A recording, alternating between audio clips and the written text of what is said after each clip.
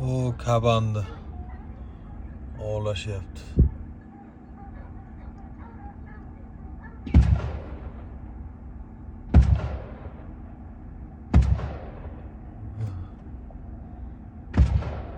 Otni tashladi.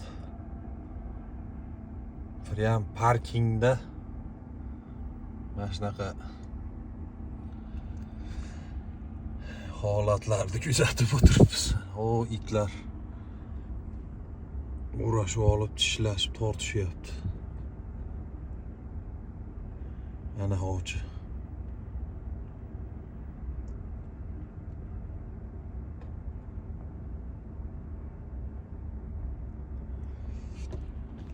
Biz bo'lsa ovqat qilishga tayyorgarlik.